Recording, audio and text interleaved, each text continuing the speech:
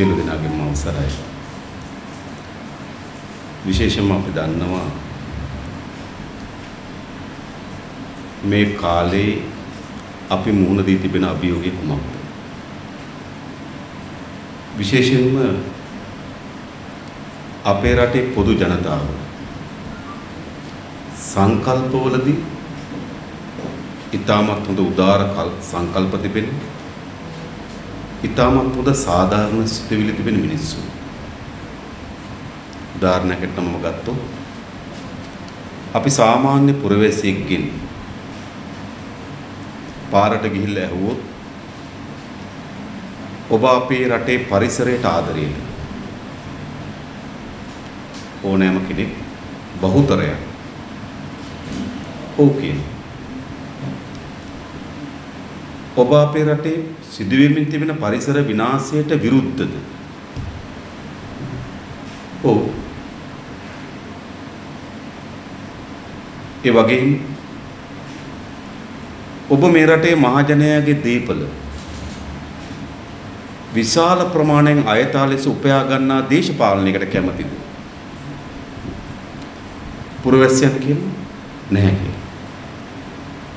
ඔබට අවශ්‍ය වී තිබෙන්නේ මහජනයාගේ දීපල විශාල ලෙස උපයා ගන්නා දේශපාලනයකට වෙනුවට මහජනයා වෙනුවෙන් මහජන සේවාවක් බවට පත් වූ දේශපාලනයක්. ජනතාව කියනවා ඔබට අවශ්‍ය වී තිබෙන්නේ අපේ රටේ අධ්‍යාපනය, සෞඛ්‍ය, ප්‍රවාහන, ඒ රාජ්‍ය පංගුව වැඩි කරමින්, ඒ නිදහස්භාවය වැඩි කරමින්, ඒ කාර්යක්ෂම කරමින් මේ විය යුතු පාලනයක්ද? ඔව්. ඔබ එකඟද අධ්‍යාපනයට සල්ලි වියදම් කරන්න? නැහැ. ඔබ එකඟද බෙහෙත් නැති ස්පිරිතාලයකට? නැහැ. ඔබ එකඟද වවුල්ලු වගේ එල්ලිලා යන ප්‍රවාහන සේවයකට? නැහැ. ජනතාව එකඟ පොදු සේවාවන් ශක්තිමත් වෙන පාලනයකට. සාමාන්‍ය ගත්තොත් ඒකයි මම කිව්වේ ජනතාවගේ සංකල්ප උදාරයි. ජනතාවගේ සිතුවිලි සාධාරණ. අපිට ගොඩක් ඒ පිළිබඳව දෙපැත්තට අරන් තර්ක කරන්න පුළුවන්. ඔබ එකඟද විශාල ලෙස ණය ගුලකට හිර වුණු රටකට? නැහැ. ඔබ එකඟද ණය ගුලෙන් ගලවා ගන්නා පාලනයකට? ඔව්. ඒ කියන්නේ ජනතාවගේ සංකල්ප යහපත්. හැබැයි සිදුවී තිබෙන්නේ කුමක්? ඒ යහපත් සංකල්ප නියෝජනය කරන දේශපාලනය වෙනුවට මැතිවරණයේදී අයහපත් සංකල්ප පිළිබඳ ඕනෑමටත් වඩා වැඩි ඒත්තු ගන්නවලා තිබෙන අත්දැකීම් තිබෙන ඒ විනාශය ගෙන දුන් පාලකයා තෝරගන්න. දැන් පසුගිය කාලේ අපිට ආසන්නව මැතිවරණ ගණනාව දිහා බැලුවත් අපිට ඉතා හොඳින් තේරුම් ගන්න පුළුවන් ජනතාවගේ සංකල්පවලට පටහැනි පාලකයෙක් තෝරගන්න. වංචාවන් පිළිබඳව මහා අධිකරණයේ නඩු තිබෙන කෙනෙක් ජනාධිපතිවරයෙකුට තෝරගන්න. මහා පරිසර විනාශයට වනාන්තර විනාශ කිරීම, පස් කැපීම හරහා පරිසර විනාශ කිරීම, ඇලදොල ගංගා විනාශ කිරීම, වැව් තාවුල් වල හෝටල් ඉදි කිරීම ආදී පාලකයන් තෝරගන්නවා පරිසරයට ආදරේ ජනතාව. ඒ වගේම අධ්‍යාපනය, සෞඛ්‍ය, ප්‍රවාහනය කඩාවට්ටපු පාලකයා තෝරගන්නවා එහි නැගීමක් පිළිබඳ අපේක්ෂා කරන ජනතාව. මොකද සිදු වෙලා තිබෙන්නේ? දැන් මොකද්ද මෙතන සිදු වී තිබෙන්නේ? මෙතන සිදු වී තිබෙන දේ තමයි මිනිසුන් සංකල්පීය ලෙස යහපත් වුණා. මිනිසු සංකල්පවලදී උදාර සංකල්ප නියෝජනය කරා. මිනිසු සංකල්පවලදී යහපත් සංකල්ප නියෝජනය කරත් තමන්ගේ පාලකයා තෝරා ගන්නකොට එම සංකල්ප යට දමා වෙනත් දේ උඩට ගන්න. ඒ වෙනත් දේ සපයන්නේ කවුද? අපේ මහින්ද රත්නායක සහෝදරය පැහැදිලි කර ජාතිවාදී උඩට ගන්න. ආගමික අන්තවාදී උඩට ගන්න. බොරු දේශප්‍රේමිත්වයක් උඩට ගන්න. අර සියලු සාධාරණ යහපත් උදාර සංකල්ප පසෙක තබා වෙනත් කරුණු මත මැතිවරණයේ ජනතාව තීන්දුව ගන්න. එම වෙනත් කරුණු මැතිවරණයකදී ප්‍රබල සාධක බවට පත් කරන්නේ කවුද? එම මැතිවරණයේදී අනෙකුත් සාධක සියල්ල එනේ වැදගත් සාධක සියල්ල පසකලා අනෙකුත් සාධක ප්‍රමුඛතම සාධක බවට පත් කරගන්නේ කවුද? අනිත් සාධක ප්‍රමුඛතම සාධක බවට පත් කරන්නේ මාධ්‍ය. දෙකයි. එනිසා අද අපේ රටේ විකෘතිකරණයකට භාජන වී තිබෙනවා. ඡන්ද පොලේදී ඉන්න මිනිසත් ඡන්ද පොලෙන් එළියේ ඉන්න මිනිසත් දෙන්නෙක් බවට පත් වී තිබෙනවා. එනිසා අපි හමුවේ අභියෝගයක් තිබෙනවා. ඡන්ද දිනේදී මැතිවරණයේදී ඡන්ද පොලට යන පුරවැසියා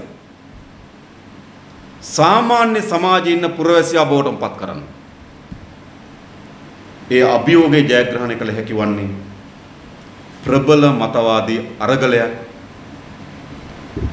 අප සමාජය තුල ඇති කිරීම විතරයි. මේ මතවාදී අරගලය සඳහා අපි බොහෝ ශේස්ත්‍ර පාවිච්චි කරනවා. ඒ ශේස්ත්‍ර තුල අපි විශ්වාස කරනවා ඩිජිටල් අවකාශයට විශාල ඉඩක් තිබෙනවා. අන්න ඊඩේ ප්‍රමාණය පංගුව අත්පත් කර ගැනීම වෙනුවෙන් තමයි අපි npp.colombo.lk කියන වෙබ් අඩවිය අද විවෘත කරනු ලබන්නේ. සමාජගත කරනු ලබන්නේ. ඒ අන්කවරක්වත් නෙවෙයි. මිනිස්සු සාමාන්‍ය ජීවිතයේදී තමන්ගේ සංකල්පත් ඡන්දේදී තමන්ගේ සංකල්පත් එක මත සමපාත කරන්න. මම ඔබට මෑත කාලේ වෙන අනුතුරු කීපයක් කිව්වා. ඔබ දන්නවා මේ වන විටත් MCC ගිවිසුම පිළිබඳව සාකච්ඡාව කරලියට ඇවිල්ලා තිබෙනවා. හැබැයි ජනාධිපතිවරණයේ සිදු දේශපාලනය අනුව ඒ සාකච්ඡාවන් අනුව නොවැම්බර් මාසේ 16 වෙනිදාකින් පස්සේ අපේ රටේ MCC පිළිබඳ සාකච්ඡාවක් නොතිබිය යුතුයි. ජනතාවගේ ජනවර මෙතන නියෝජනය කරනවා. හැබැයි ජනාධිපතිවරණයේ මාස 7ක් ගත වෙලා නැවත MCC පිළිබඳ සාකච්ඡාව කරලියට ඇවිල්ලා තිබෙනවා. කරලියට ඇවිල්ලා තරක් නෙවෙයි. MCC ගිවිසුමේ ප්‍රධාන විවේචනාත්මක කරුණු කීපයක් තිබෙන අතර අපි ප්‍රබල ලෙස විවේචනාත්මක ලෙස දරන කරුණ තමයි අපේ ඉඩම් නීති ලිහිල්කරණය කිරීම සඳහා ගෙන තිබෙන යෝජනාව. මේක දිගු කාලයක් සිට 1985 ලංකාවට ආපු ලෝක බැංකුව නියුක්තෙන් දෙදෙනෙක් වාර්තාවක් ඉදිරිපත් කළා කිව්වා අපේ රටේ ඉඩම් වල කාර්යක්ෂමතාවයක් නැහැ කිව්වා. ඒ කියන්නේ අවුරුද්දක් ඉඩම තිබ්බට වගාව තියෙන මාස 3ක් වගේ කිව්වා. ඒ නිසා ඉඩමේ කාර්යක්ෂමතාවය 25ක් 30ක් වගේ තියෙනවා. විශේෂයෙන් වී වගාව හේතු කොටගෙන. සාමාන්‍ය මාස 3ක් විතර වී වගා කරපුවම අවුරුද්දේ කුඹුරේ මාස 3යි වගාව තිබෙන්නේ කාර්යක්ෂමතාවය 25යි. ඒ නිසා අපේ ඉඩම් වල කාර්යක්ෂමතාවය වර්ධනය කරන්න නම් අපි වී ගෞතන අත්තරමින් වාණිජ භෝගවලට යන්න කියන යෝජනාව 1985 ලෝක බැංකුව නියුක්ත දෙන වාර්තාවක් කරා පෙන්වු කරා. ඒ පළවෙනි යෝජනාව. දෙවෙනි යෝජනාව අපේ රටේ ඉඩම් වෙළඳපොළ ලිහිල්කරණය වෙලා නැහැ. කැමති කෙනෙකුට ඉඩමක් මිලදී ගන්නත් කැමති කෙනෙකුට ඉඩමක් විකිණීමත් අවශ්‍ය වෙන පරිදි ඉඩම් වෙළඳපොළ ලිහිල්කරණයකට භාජනය වෙලා නැහැ. උදාහරණයකට ගත්තොත් හම්බන්තොට කුඹුරු ඉඩම් වලින් 51ක් අඳ ඉඩම්. හම්බන්තොට තියෙන දිස්ත්‍රික්කයේ තියෙන කුඹුරු ඉඩම් වලින් 51ක් අඳ ඉඩම්. අඳ ඉන්නකොට මොකද්ද වෙන්නේ? කාටවත් ඉඩම විකුණන්න බෑ. අඳ හිමියාට පුළුවන් අඳ අයිතිය විකුණන්න. ඉඩම් හිමියාට පුළුවන් ඉඩම් අයිතිය විකුණන්න. ඉඩම විකුණන්න කාටවත්. ඒ නිසා අදත් හම්බන්තොට ජනතාව අතේ පරවේණියෙන් ලැබිච්ච අඳ අයිතියක් තියෙන ගොවි ජනතාව අතේ. ඒ ඉඩම් නීතිය හේතු කොටගෙන. අනුරාධපුරය වගේ පළාත්වල ඉඩම් තියෙන එක කන්නක් අයියා වගා කරනවා. ඊළඟ කන්නේ මල්ලි වගා කරනවා. ඊළඟ කන්නේ නංගි වගා කරනවා. ඒක අයියට විකුණන්නත් බෑ, නංගිට විකුණන්නත් බෑ, මල්ලිට විකුණන්නත් බෑ. කන්න මාරුවට වගා කරන ඉඩම් තිබෙනවා. ඒ නිසා අදත් ගිහිලා බැලුවොත් අනුරාධපුර දිසාවේ විශාල නිවසක් හිමිව නොතිබුණාට, ගෙදර ලොකු ටීවී එකක් නොතිබුණාට, ගෙදර විශාල සීතකරණයක් නොතිබුණාට ඉඩමක් තිබෙනවා. ඉඩම ග්‍රාමීය ජනතාව අතේ ඉතුරු වී තිබෙන්නේ අපේ රටේ ඉඩම් නීතිවල තියෙන ශක්තිමත්භාවය හේතු කොටගෙන. ඒ නිසා දිගින් දිගටම එදත් ලෝක බැංකුවේ ආපු නියෝජිතයින් ලංකාවට යෝජනා කරා අපේ රටේ ඉඩම් වෙළඳපොළ ලිහිල්කරණය කරන්න කියලා. අන්නේ ලිහිල්කරණය කිරීමේ සැලැස්මේ ඉතාමත් ප්‍රබල පියවරක් තමයි MCC ගිවිසුම. MCC ගිවිසුමේ යෝජනා කරන්නේ ඉඩම් වෙළඳපොළක් නිර්මාණය කරන්න. ඒ විතරක් නෙවෙයි. දැන් අපේ රටේ තිබුණා 5 2001 චක්‍ර ලේඛනයක් තිබුණා. 2 2006 චක්‍ර ලේඛනයක් තිබුණා. මේ චක්‍ර ලේඛනන් හරහා සාමාන්‍ය විස්තර ඉඩම් තිබුණා, රජයේ කැලෑ ඉඩම් කියලා තිබුණා. ඒවා ප්‍රාදේශීය ලේකම් දිසාපති භාරයේ තිබුණු ඉඩම්. නමුත් ප්‍රාදේශීය ලේකම් දිසාපති භාරයේ තිබෙන ඉඩම් විශාල ලෙස අවභාවිතාවට ලක් වුණා. සමහර පළාත්වල අක්කර දහස් ගණන් බහුජාතික සමාගම් මත පවරා දෙනු ලැබුවා. 2002 එක චක්‍ර ලේඛනයක්, 2006 දෙක චක්‍ර ලේඛනයක්, 2001 පහ චක්‍ර ලේඛනයක්, 2006 දෙක චක්‍ර ලේඛනත් උපයෝග කරගත්තේ මේ ඉඩම් අපේ බලවත්ම 52ක් වන වන සංරක්ෂණ දෙපාර්තමේන්තුව සහ වනජීවි දෙපාර්තමේන්තුවට ඇතුළත් කරා. ඒ නිසා අද සමාගම් වලට ඉඩම් නිදහස් කිරීමේ හැකියාවක් නැහැ.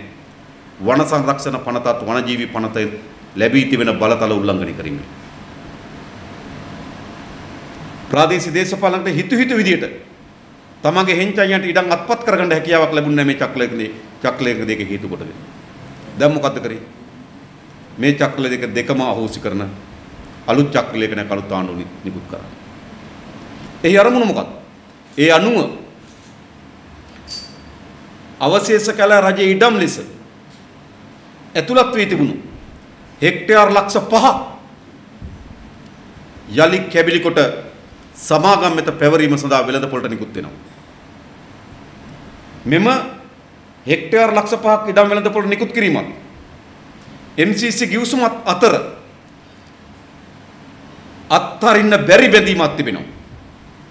යන් කවරක්වත් නෙවෙයි සමාගම් වෙත ඉඩම් පැවරීම සඳහා දරන ප්‍රයත්නය මෙම ඉඩම් නීති ලිහිල් කිරීම සඳහා MCC සමාගමේ තිබෙන යෝජනාවත් මෙම චක්‍රලේඛන අහෝසි කිරීමත් අතර සම්බන්ධයක් තියෙනවා.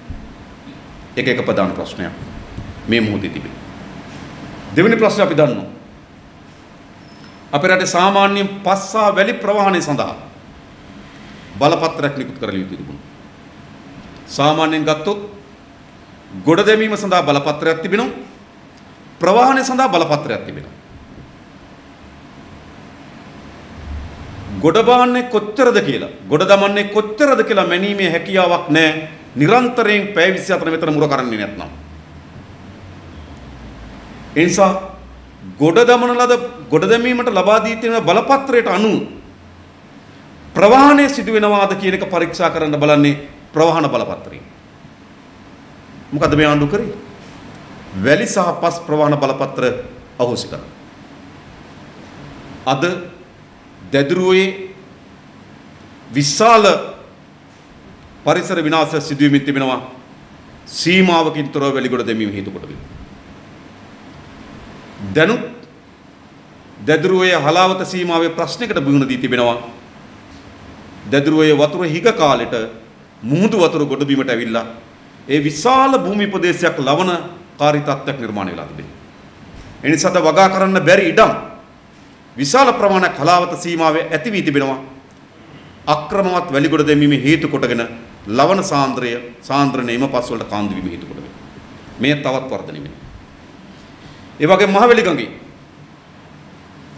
ගඟේ ඔබ දකින්න ඇති මේ දවස්වල විශාල ලෙස මේ වැලි ජාවරණ සිදු වෙමින් තිබෙනවා. ඒ හරහා ගඟේ පතුල හැරීම හරහා අනිවාර්ය මුහුදේ වතුර උඩට ගලන්න පටන් ගන්නවා. අපේ විශාල භූමි ප්‍රමාණයක් ලවණ ගතිය වැඩි වෙන්න හේතු සාධක වෙනවා. මේ සියල්ල සිදු කරමින් තිබෙන මේ පාලකයා මොකක් වෙනුවෙන්ද? අපේ රටේ වැලි ජාවාරමක්, වැලි ව්‍යාපාරයක්, පස් ව්‍යාපාරයක් රඳා පවතින්නේ ප්‍රාදේශීය දේශපාලකයන් අතින්. සාමාන්‍යයෙන් ගත්තොත් සාමාන්‍ය කෙනෙක් වැලි තොටුපළ තියාගෙන යන්නේ නැහැ. මයංගනේ වැලි තොටුපළ ඒ පළාතේ ඉන්න දේශපාලකයා පළාත් සභා මන්ත්‍රී ඌව පළාත් සභාවේ. එයාගේ අතේ තමයි මයංගනේ වැලි තොටුපළ තියෙන්නේ. මනම්පිටිය වැලි තොටුපළ ඒකේ වැලිගොඩ දාන්න කියලා බලපත්‍ර දෙන්නේ දැන් පරිසර ඇමති. තමන්ගේ ටිපර් වලට පටවන්න කියලා ලිපි දෙන්නේ පරිසර ඇමති එස්.එම්. චන්ද්‍රසේන. ලිපි අපි සතු තිබෙනවා. එනිසා ඒ වැලිතොටුපොලේ මෙහෙයුම කරන්නේ පරිසර ඇමති. හම්බන්තොට දිසාවේ පහුගිය කාලේ වැලි කපන එකක් ආවා. ගංග වලට වඩා පොළවෙන් කපන එකක් ආවා. ඒව කරන්නේ කවුද? ඒව කරන්නේ ප්‍රධානියාගේ ආරක්ෂක නිලධාරීන්. අපසිද්ධ දේවල්. නිසා ප්‍රාදේශීය දේශපාලන බලවතුන්ට අයථාලස මුදල් උපයා ගැනීම සඳහා පරිසරය විනාශයට පත් කරමින් තිබෙන පාලනයක් අපි ඉදිරියේ දැන් ගොඩනැගී තිබෙනවා.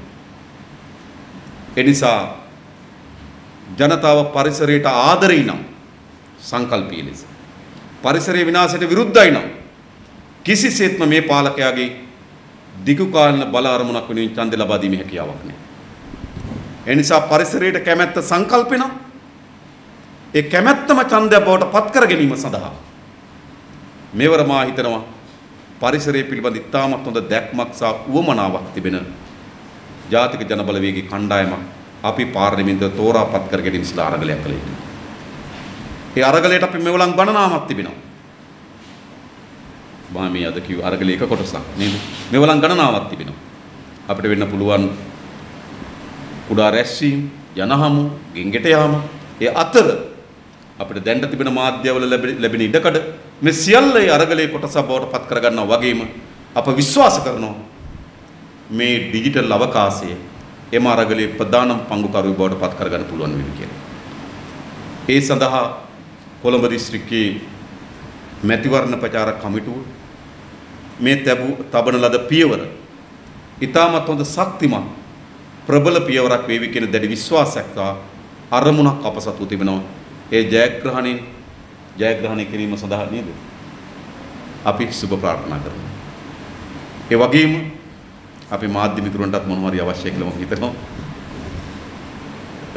විශේෂයෙන්ම අපි දන්නවා මැතිවරණ වේදිකාව යලි කේන්ද්‍රගත වෙමින් තිබෙන්නේ කොතනද? අපිට මතකයි මේ මැතිවරණ ව්‍යාපාරේ පටන් ගන්නකොටම ගෝඨාභය රාජපක්ෂ මහත්මයා කිව්වා මම දේශපාලන පක්ෂයක සමාජිකයෙක් නෙවෙයි. ඔහු පොදුජන පෙරමුණ කියන පක්ෂී සමාජිකයෙක්වත් නෙවෙයි. සමාජිකයෙක්වත් නෙවෙයි. එනිසා ඔහු ජනාධිපතිවරයා ලෙස රට පාලනය කිරීමේ වගකීම බාර ගන්නවා. මහින්ද රාජපක්ෂ මහත්මයාට දේශපාලන කිරීමේ වගකීම බාර දෙනවා. ඒක තමයි වැඩ බෙදා ගැනීම හැටියට රටට කිව්වේ. ජනාධිපතිවරයා රට පාලනය කරනවා. මහින්ද රාජපක්ෂ මහත්මයා දේශපාලනය කරනවා. ඒ කොතරම්ද කියනවා නම් තමන්ගේ මැතිවරණ ව්‍යාපාරය සඳහා ඒ කියන්නේ පොදු ජන පෙරමුණේ මැතිවරණ ව්‍යාපාරය සඳහා තමන්ගේ ඡායාරූපයවත් උපයෝග කරගන්න එපා ඉන්නවා. අතද නේද? දැන් මොකද වෙලා තියෙන්නේ? ඊයේ මොකද වෙලා තියෙන්නේ? ඊයේ කන්න සියනවා. නේද? ගමෙන් ගමට මම ඇහුවා අඩුමතරමේ රැස්වීම එහි සහෝදරින් කතා කරලා ඇහුවා මේ රැස්වීමත් වෙලා වේදිකාවේ කතාවක් කරාද කියලා. එහෙම නෑ කිව්වා. ඒ කියන්නේ කැන්වසින්. රැස්වීම නෙවෙයි. ඒතර මීට සති දෙකකට පමණ පෙර මැතිවරණ ව්‍යාපාරයට තමන්ගේ ඡායාරූපයවත් උපයෝග කරගන්න එපා කියන පාලකයාට අද සිදු වී තිබෙනවා අර්ණගංවිල කැන්වසියන්. ඒකෙන් පෙන්වු කරන්නේ කුමක්ද? ඒ වගේ මහින්ද රාජපක්ෂ මහත්මයාට ජාතිය අමතලා කියන සිද්ධ වෙන මොකක්ද? කරුණාගේ ප්‍රශ්නේ, තොණ්ඩමන්ගේ ප්‍රශ්නේ, ක්‍රිකට් ප්‍රශ්නේ, තව අවශ්‍ය නම් බඩු මිල වැඩිවීම ආදී කරුණු, සිල්ලර කරුණු, ඒවා පොඩි චිත්‍රයේ ලොකු චිත්‍රය දිහා බලන්න කිව්වා. හැබැයි ලොකු චිත්‍රය හැදෙන්නේ පොඩි චිත්‍රවල එකතුවකින්. නේද? ඒ නිසා අපි දැන් පොඩි චිත්‍රයේ වගේම ජනතාවට ලොකු චිත්‍රයක් පෙනෙමින් තිබෙනවා. ඒ නිසා මේ මැතිවරණ ව්‍යාපාරයේ ඒ කඳවුල ආරම්භයේදී තමන්ගේ ජයග්‍රහණය පිළිබඳ තිබුණු විශ්වාසය සැලකිය යුතු ප්‍රමාණකින් බිඳ වැටෙමින් තිබෙනවා. ඊට ප්‍රතිපක්ෂ එක්සත් ජාතික පක්ෂය ගත්තොත් අද පළු දෙකක් බවට පත් වී තිබෙනවා. ඔවුන්ගේ මුළු මැතිවරණ ව්‍යාපාරෙම ඉලක්ක වී තිබෙන්නේ කුමක්ද? අපේ රටේ ජනතාව මුහුණ දෙන ගැටලු, රටක් හැටියට අපි අධිරාජ්‍ය බටහිර රාජ්‍යයන්ගේ උගුලකට හිර වී තිබෙන එක නිදහස් කර ගැනීම පිළිබඳව ප්‍රශ්නය, අපේ රටේ ඇති වී තිබෙන මහා විශාල ණය කන්දරාවෙන් ගොඩේම සඳහා වූ සැලසුම්, ඒවා කිසිවක් ඔවුන්ගේ මැතිවරණ ව්‍යාපාරයේ අරමුණු සහ ප්‍රකාශන බවට පත් වී නැහැ. ඔවුන්ගේ මුළු මැතිවරණ ව්‍යාපාරයෙන් බවට පත් වී තිබෙන්නේ ඡන්දෙන් පස්සේ සිරිකොත අල්ලන්නේ කවුද? අපිට වැඩක් තියෙනවා. ජනතාවට වැඩක් තියෙනවා. සිරිකොත කවුද ඇල්ලනව කියන එක රටට වැඩක් නැහැ. ඒ විතරක් නෙවෙයි. අද ප්‍රසිද්ධිය ඔවුන්ගේ කඳවුරය කියන්න පටන් අරන් තිබෙනවා. සජිත්ගේ කණ්ඩායම කියන රනිල් කණ්ඩායම ඉන්නේ මහින්දත් එක්ක කියලා. මහින්දගේ කණ්ඩායම කියන සජිත්ගේ කණ්ඩායම ඉන්නේ රනිල් මහින්ද මේ ආණ්ඩුවත් එක්ක කියන. අපි නම් දන්නවා ඔය ගොඩවල් දෙකේම ගොඩක් අය ඉන්නේ රාජපක්ෂලත් එක්ක. ඒක අලුත් දෙයක් නෙමෙයි. මේ ආණ්ඩුව මේ වෙලාව අපේක්ෂා කරන 3/2ක බලයක් කිසිසේත්ම ලැබෙන්නේ නැහැ. හරි පැහැදිලි. යුද්ධ ජයග්‍රහණය කරලා 58ක ඡන්ද ප්‍රතිශතයක් අරගෙන ඒත් උන්ට ලබා ගන්න හම්බුනේ 3/2කට වඩා අඩු බලයක්. බලයක් නිර්මාණය වෙන්නේ. හැබැයි මේ ආණ්ඩුවට හැම වෙලාවෙම අසීරුතාවයට පත් වෙන හැම වෙලාවෙම බලය ශක්තිමත් කර දීමේ කිහිලිකරුව බවට පත් වෙන එක්සත් ජාතික පක්ෂය. 2005 දී මහින්ද රාජපක්ෂ මහත්මයාට පාර්ලිමේන්තුවේ බහුතරයක් තිබුණේ. එක විට 17ක් ගියා.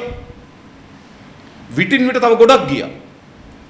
ගිහිලා තමයි මහින්ද රාජපක්ෂ මහත්මයාට 113 බලය නිර්මාණය කළා තිබුණේ එක්සත් ජාතික පක්ෂය 2005 ගොඩනැගුණු මහින්දගේ පාලනයට. 2010 දී 3/2ක් ලැබුණේ නැහැ ජනතාව.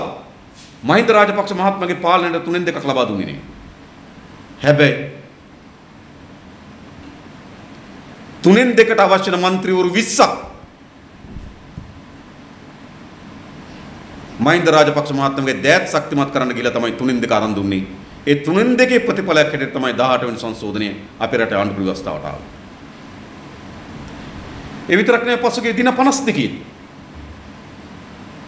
මහින්ද රාජපක්ෂ මහත්මයා 113 හදා ගැනීම සඳහා කොහෙන්ද කට්ටිය එව්වේ? රනිල් වික්‍රමසිංහ අතේ ආණ්ඩු බලය තිබිලා. විපක්ෂ නෙවෙයි ඡන්ද වලින් පෙරදින ආණ්ඩු බලය තිබිලා. කට්ටිය දුන්නේ කවුද? රනිල්ගේ කණ්ඩායම. නේද? වසන්ත සේනනායක එක විටක මේ පැත්තේ, ආයේ මේ පැත්තේ, ආයේ රැයට අනිත් පැත්තේ. ඒතර වඩිවේල් නේ සුරේෂ් වඩිවේල් ඒත් එහෙමයි.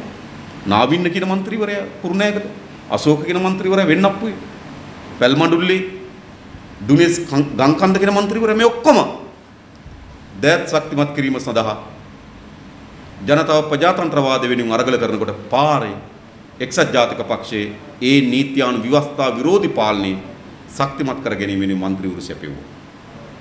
ඒ නිසා මේ ඡන්දෙන් පස්සෙත් විය හැකි එක. ඒ නිසා සිරිකොත ඇල්ලීම පිළිබඳ තරඟයක් නෙමෙයි මේ මැතිවරණේ. මේ මැතිවරණේ පවතින පාලනයට ශක්තිමත් 3/2 බලයක් ලබා ගැනීම සඳහා ප්‍රයත්නයට සහාය දීම සඳහා කටයුතු කරන ව්‍යාපාරයක් මේ මැතිවරණ උපයෝග කරගත යුතු නැහැ. ඒ නිසා අපි විශ්වාස කරනවා මේ මාස 7 ඇතුළත ඇති වී තිබෙන ගැටුම් මනුවත් සිදු වී තිබෙන සිදුවීම් මනුවත් මේට වඩා තත්ත්වයේ භයානක තත්ත්වයක් නිර්මාණය වෙනවා.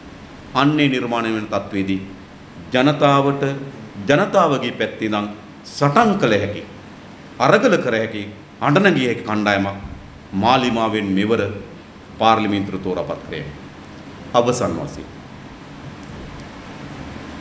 අපේ රටේ ක්‍රිකට් ක්‍රීඩාවට විනාශය ගෙන දෙන්න ප්‍රධාන ලෙස දායක වුණේ තිලංග සුමතිපාල. අපේ ක්‍රිකට් ක්‍රීඩාවේ තිබුණ ගෞරවණීයත්වය නැති කිරීම සඳහා විශාල ලෙස ඉවහල් වුණේ තිලංග සුමතිපාල. ඔහු බුකීකරුවෙක්.